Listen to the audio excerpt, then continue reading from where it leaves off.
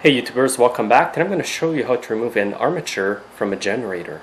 I've had a lot of questions on this subject because it's hard to get them off if you're not quite exactly sure what to do without breaking them. So here's the armature here. It's really tight on the shaft. You cannot just simply pull it like this by hand and get it off. You do need to use some kind of puller to do that. Sometimes you got to make your own puller or device in order to get these off. Usually there are threads here at the end of the armature, but today there isn't. And I do need threads to use the method that I'm going to use today, so I'm going to tap some threads in here to insert a bolt in there. I'll be using a fine thread 7/16 tap, and I'm going to put a bit of cutting oil here.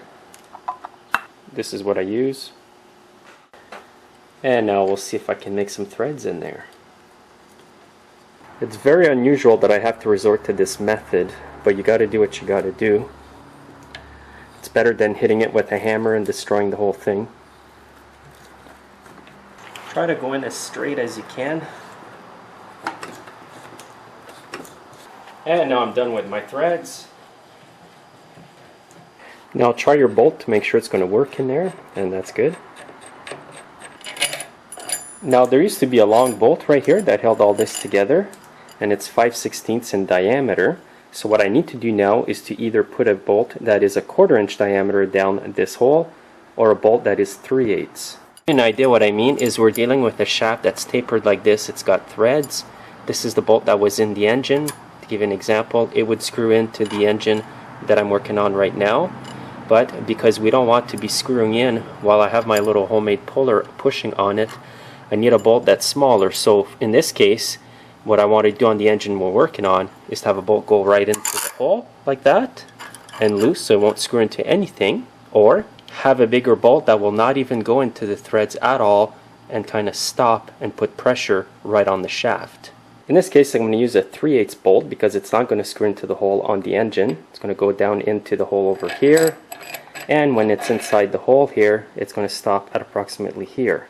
So what's going to happen when I screw in this bolt that I made the threads for, it's going to put pressure against this bolt, the end of the engine shaft, and it's going to make the whole armature come right off the shaft.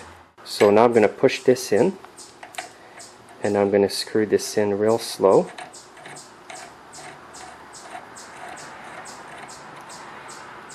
It's going to get tight.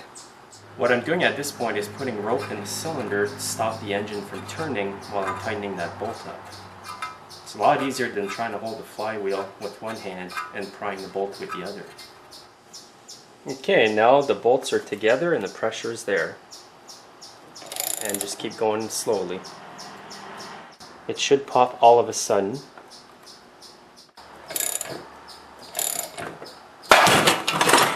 Man, she popped all of a sudden. Even I wasn't expecting that. Now I'll just take my bolt out. And the threaded rod will come out. It's always a nerve-wracking time when you take these off sometimes, especially if you do it from home where you don't do too many of them and you don't want to wreck your armature. Well, if you do it like this, follow these procedures, your generator might be slightly different. Your generator may even have threads here already, which is good if it does, because then you don't need to tap some like I just did. And by doing it like this, you can save the armature and the generating part of your generator if the motor is no good.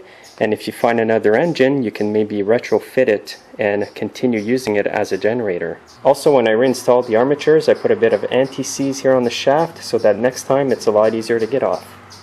Thanks again for watching. Make sure to subscribe.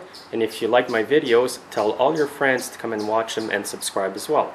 We'll see you next time.